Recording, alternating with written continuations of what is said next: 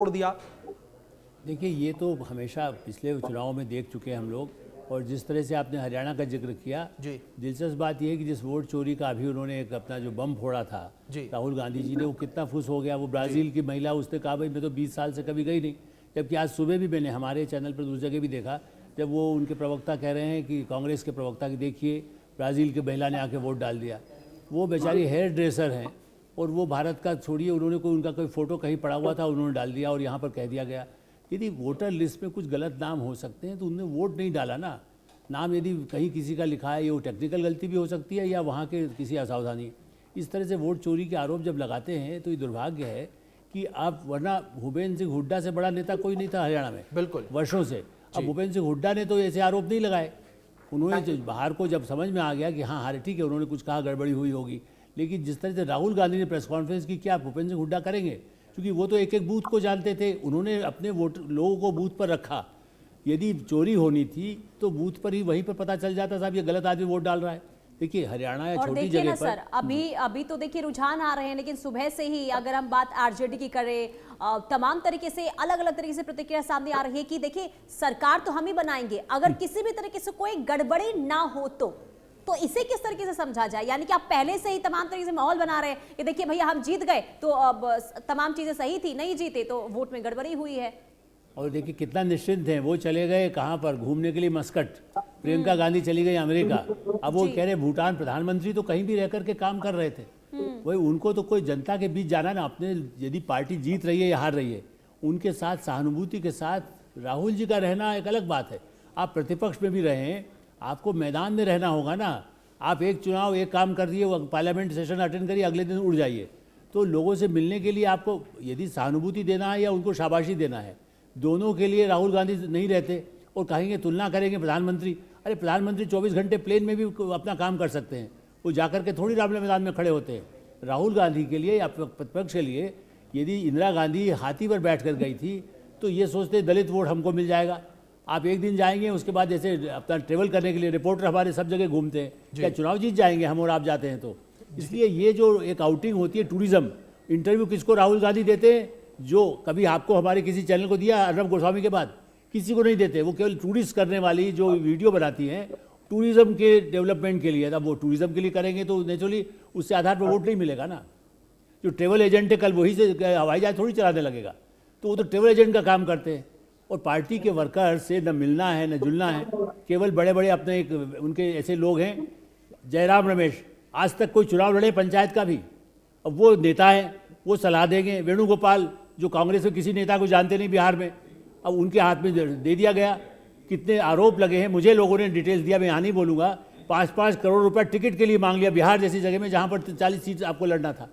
ऐसी स्थिति में मुझे लगता है कि यही दुर्भाग्य है कि कांग्रेस जो बड़ी पार्टी, हमारी तो सहानुभूति है, समन्वय नहीं है सर, ये कह सकते हैं समन्वय नहीं है। क्योंकि अभी देखिए ना, अब जब सीट बंटवारा हो रहा था कितनी माथापच्ची हुई, और इसके बाद नॉमिनेशन तक देखिए किस तरीके से बैठकों का दौर चला, और इसके बाद जाके सीट बंटवारा हुआ है। ठीक है, मैं आपके पास आऊंगी सर। बड़ी खबर का रुख कर लेते हैं। इलेक्शन कमीशन ने 147 सीटों के रुझान जारी कर दिए। इलेक्शन कमीशन की ओर से 147 सीटों के रुझान सामने आ चुके हैं, जिसमें 48 पर बीजेपी, 47 सीटों पर जेडीयू इस वक्त आगे चल रही है। ये रुझान है, हम रुझान आपको बता रहे हैं, जिसमें 23 सीटों पर आरजेडी और 7 सीटों पर कांग्रेस। और इलेक्शन कमीशन के ये आंकड़े हम आपको बता रहे हैं, और इलेक्शन कमीशन के आंकड़ों में भी इस वक्त बीजेपी आगे बढ़ती हुई नजर आ रही है।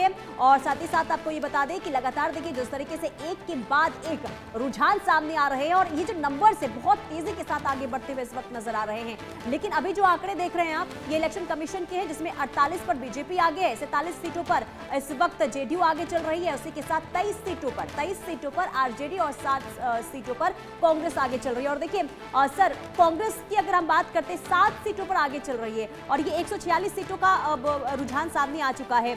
अब क्योंकि कांग्रेस, क्या माना जाए कि महागठबंधन के लिए कमजोर कड़ी यहां पर साबित हो सकती है क्या सर? राहुल लाल सर, देखिए अभी तक के जो परिणाम, जो रुझान हम लोग को दिख रहे हैं, उसमें कहीं न कहीं थोड़ा सा लग रहा है कि कांग्रेस का प्रदर्शन जिस रूप में होना चाहिए उस रूप में नहीं है।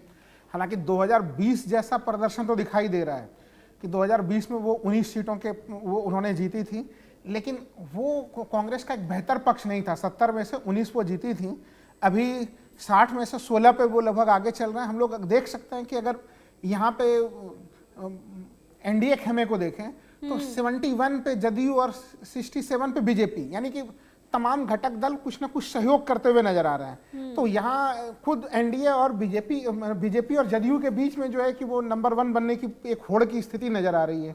लेकिन महागठबंधन में टेली में देखिए, अभी भी आप देखें तो आरजेडी का प्रदर्शन काफी बेहतर दिखाई दे रहा है, वो अभी भी 57 पे है। लेकिन आरजेडी के साथ जो उसके तमाम जो दूसरे जो सहयोगी घटक दल हैं, चाहे कांग्रेस की बात हम लोगों ने की, कांग्रेस उसके अतिरिक्त अगर हम लोग लेफ्ट का देखें, लेफ्ट का भी जो है कि वो 19 सीटों का जो है कि पिछले 2020 के चुनाव में रहा था और वो काफी कम सीटों पे चुनाव लड़े थे और फिर भी 20 रहा था। इस बार लेफ्ट का प्रदर्शन भी कहीं न कहीं अब तक अभी पीछे दिख रहा है इस समय तक रुझानों में। हालांकि कई सीटों पे उनकी स्थिति अच्छी है, तो आगे हो सकता है कि हम लोग देखें तो कुछ बेहतर दिखे, लेकिन इस समय तक तमाम घटक दल जो सहयोग करना चाहिए, आप देखिए सहानी 15 सीटों पे है, 3 जगह पे अभी आगे दिख रहे हैं। तो इसलिए जो महागठबंधन और जो एनडीए के खेमे में जो अंतराल दिखाई दे रहा है, उसका कारण ये है कि यहाँ पे आरजेडी को कोई दूसरी पार्टी उस तरह से सहयोग करते हुए नजर नहीं आ रही है। जबकि एनडीए में तो हम लोग देख रहे हैं कि जदयू ही नंबर 1 पे चल रही है और जिसकी पहले से संभावनाएं जताई भी जा रही थी। तो वो दोनों में एक प्रतिस्पर्धा है और उस प्रतिस्पर्धा में देखिए नंबर्स कितने ऊपर चले जा रहे हैं, 71, 67। शुरुआत से मॉर्निंग से ये कुछ रुझान हम लोगों को दिखाई दे रहे हैं। और ये भी चीजें स्पष्ट है कि वो 43 नंबर पे जो 43 नंबर पे जो खड़ी थी जनता दल यूनाइटेड, उस वाले चीज से तो वो आगे रहेगी।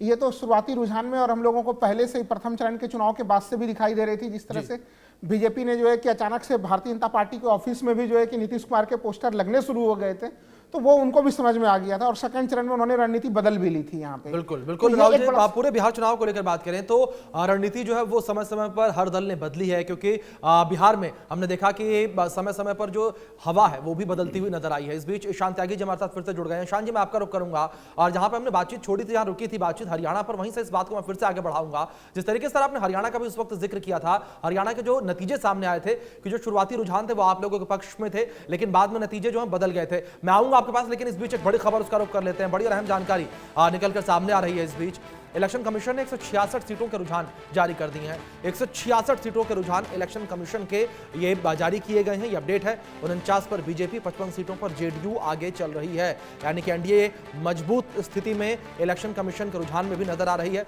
28 सीटों पर आरजेडी आगे है, 9 सीटों पर कांग्रेस इस वक्त आगे चल रही है। ये बड़ी अपडेट आप तक पहुंचा रहे, जानकारी पहुंचा रहे जो इस बीच सामने आई। 25 सीटों पर अन्य यानी जो छोटे दल हैं, घटक दल हैं और जो निर्दलीय प्रत्याशी हैं वो आगे निकलते हुए नजर आ रहे हैं। तो 166 सीटों के रुझान है ये। तमाम मेहमान हमारे साथ बने हुए हैं। ईशान त्यागी जी का रुख करूंगा मैं। ईशान जी, अगर हरियाणा के नतीजों को लेकर हम जिस तरीके से बात कर रहे थे, क्या आपको नहीं लगता कि जो नतीजे निकलकर सामने आए थे वो नतीजे गुटबाजी का नतीजा थे? हुडा ग्रुप अलग देखने को मिला, शैलजा ग्रुप पूरे चुनाव में अलग देखने को मिला, सुरजेवाला की नाराजगी जो है वो भी सबके सामने देखने को मिली कि वो मुख्यमंत्री बनना चाहते थे। इसके बाद नेता प्रतिपक्ष चुनने में आप लोगों को 1 साल से ज्यादा का समय लग गया।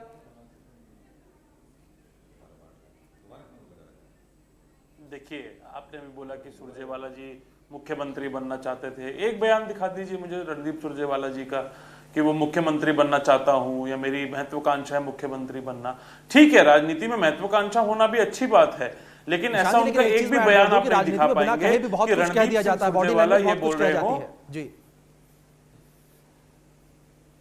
नहीं, जब आप ये बोलते हैं कि रणदीप सिंह सुरजेवाला कह रहे थे कि मैं मुख्यमंत्री बनना चाहता हूं, तो जनता के बीच में संदेश जाता है कि रणदीप सुरजेवाला जी को कोट किया जा रहा है, लेकिन उनको आप कोट करते हुए कोई बयान नहीं दिखा पाएंगे। मुझे मालूम है, क्योंकि इस तरह का बयान दिया नहीं गया है। पहली बात तो ये देखिए, मैं पहले आलोक जी की एक बात पे मैं रिस्पॉन्ड करना चाहूंगा। उन्होंने बोला कि प्रधानमंत्री जी तो विमान में भी काम करते रहते हैं। मैं 3 आपको ऐसे एक विपत्ति हमारे देश पे जो विपत्ति जुड़ चुके हैं। गिराज जी, पहले ही रुझानों में जिस तरह से बढ़त दिखाई दे रही है, ऐसा लग रहा है कि एनडीए बम्पर विक्ट्री दिख रही है एनडीए की। बिल्कुल, ये होना ही था। जब से चुनाव घोषणा हुई उस समय से ही लोगों ने मन बनाया था, जनता ने। और नेतृत्व आप देखें, एक तरफ नरेंद्र मोदी, नीतीश कुमार, दूसरे तरफ राहुल गांधी